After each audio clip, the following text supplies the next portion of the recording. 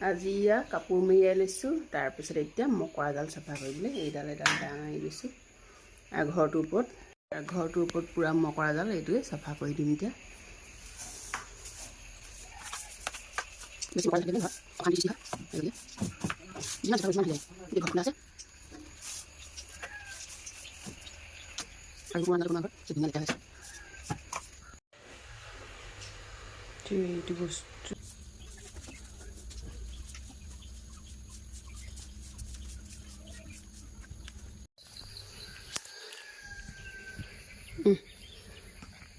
ভোক লাগিছে।